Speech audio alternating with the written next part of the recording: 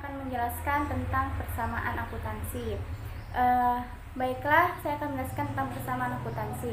Persamaan akuntansi ialah persamaan yang menunjukkan hubungan antara harta dengan sumbernya, yaitu modal dan hutang. Dan di sini saya akan menjelaskan apa itu harta, hutang, dan modal. Misalnya begini, saya membeli handphone dengan meminjam uang ke teman saya. Berarti harta saya itu adalah handphone dan sumber dananya itu adalah hutang. Sama halnya jika saya membeli handphone di toko handphone dengan kredit, berarti harta saya itu adalah handphone dan sumber dananya itu adalah hutang di toko kredit.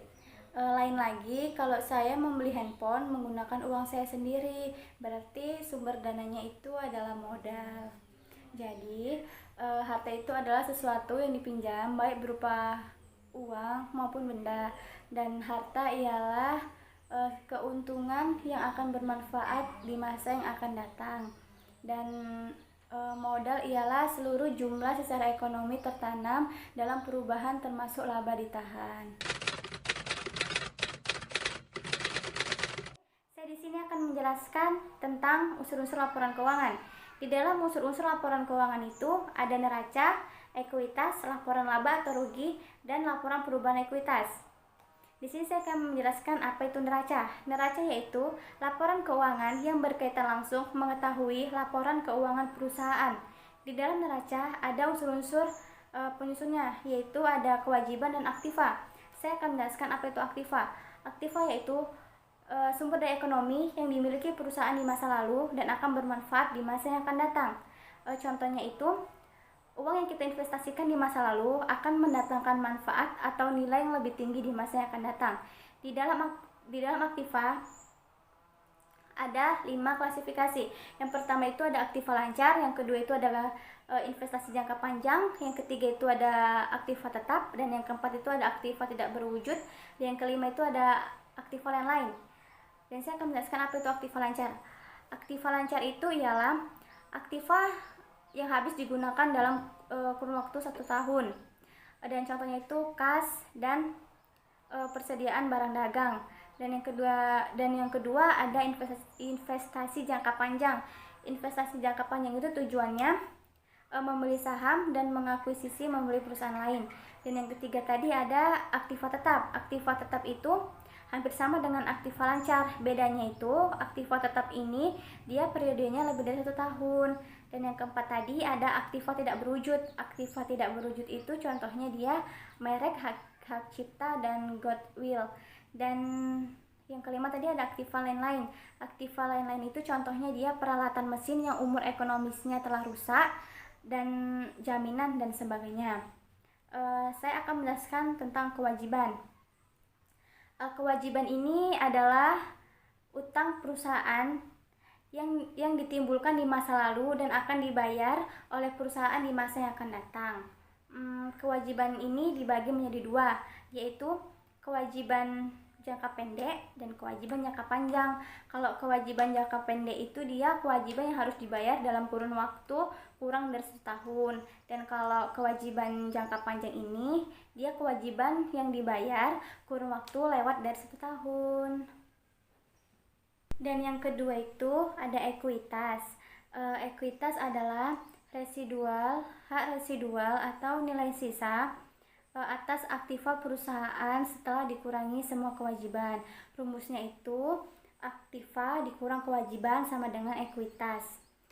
Di dalam ekuitas ada elemennya, yaitu ada modal, aigo saham, dan laba ditahan.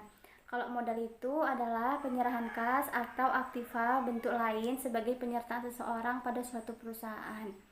Dan aigo saham itu adalah perusahaan yang sudah go public, yang sudah terdaftar di BEI, yang akan harga sahamnya akan berfluktuasi atau naik mengikuti harga pasar di bursa efek. Dan yang ketiga itu adalah laba ditahan. Laba ditahan adalah bagian laba yang tidak dibagikan kepada pemilik yang labanya itu diperoleh dari penghasilan. Dan yang ketiga ini ada laporan laba atau rugi. Laporan laba atau rugi ini adalah laporan yang berkaitan dengan pengukuran kinerja atau prestasi perusahaan selama kurun waktu tertentu. Di dalam laporan laba atau rugi terdapat unsur-unsur penyusunnya, yaitu di dalamnya ada penghasilan dan biaya. Di dalam penghasilan ini ada pendapatan, keuntungan, dan pendapatan lain-lain. Sedangkan di biaya ini ada biaya, beban, dan kerugian. Yang keempat ada laporan perubahan ekuitas. Laporan perubahan ekuitas mengajukan perubahan aktiva bersih dalam periode tertentu. Di dalam laporan perubahan ekuitas terdapat unsur-unsur. Yang pertama itu ada saldo awal periode, yang kedua adalah laba bersih periode berjalan, dan yang ketiga ada transaksi yang berkaitan dengan pemilik. Dan saya akan menjelaskan tentang saldo awal periode. Saldo awal periode itu jumlah dari komposisi awal ekuitas perusahaan pada periode tertentu. Dan yang kedua tadi adalah laba bersih periode berjalan. Laba bersih periode berjalan itu laba ini dihasilkan dari laporan laba atau rugi. Jika terjadi, laba akan menambah jumlah ekuitas. Dan demikian pula sebaliknya bila terjadi rugi akan mengurangi ekuitas. Dan yang terakhir itu ada transaksi yang berkaitan dengan pemilik. Bila perusahaan dalam bentuk perseorangan terbatas, maka dalam kelompok ini meliputi pembagian dividen kepada para pemegang saham dan penerbit saham baru dan sebagainya.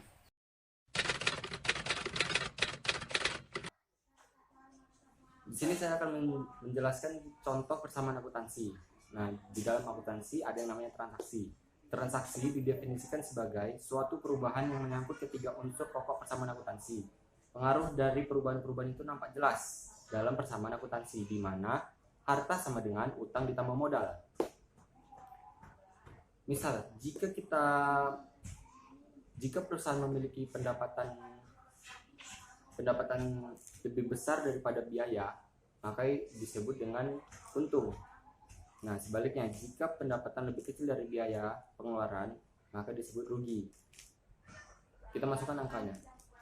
Jika perusahaan memiliki pendapatan 1 juta rupiah dan biaya pengeluarannya yaitu 400.000 rupiah, maka 1 juta dikurang 4.000 sama dengan 600.000 rupiah.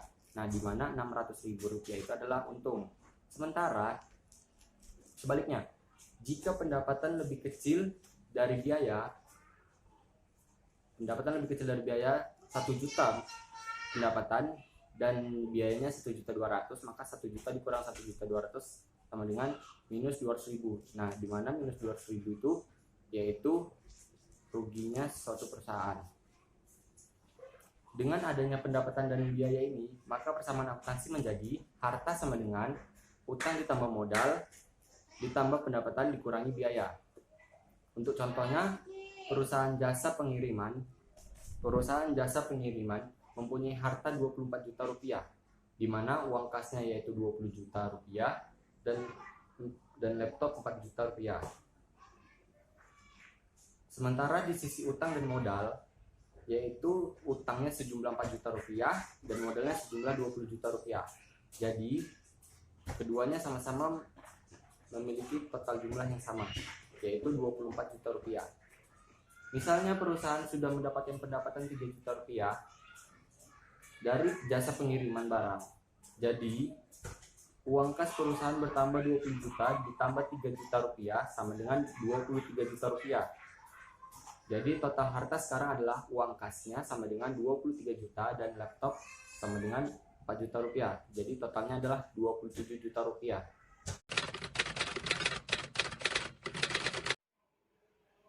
Nah, selanjutnya di sini saya akan menjelaskan tentang bagan perkiraan atau chart of account dan kode perkiraan. Pada umumnya, lembaga mempunyai akun buku besar. Dan tiap-tiap akun buku besar tersebut memiliki nomor kode untuk memudahkan di dalam mengidentifikasikannya. Di dalam laporan keuangan terdapat 2 kategori akun. Yang pertama adalah akun real dan yang kedua adalah akun nominal. Nah, di dalam akun real terdapat aset, kewajiban atau liabilitas, dan aset neto. Nah, untuk lebih jelasnya mengenai akun real ini, mari sama-sama kita lihat gambar berikut ini.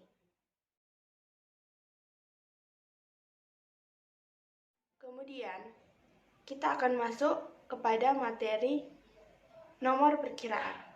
Nah, penomoran akun dalam laporan keuangan secara umum adalah aset diberi kode angka 1, utang diberi kode angka 2, aset neto diberi kode angka 3, pendapatan diberi kode angka 4, dan biaya diberi kode angka 5.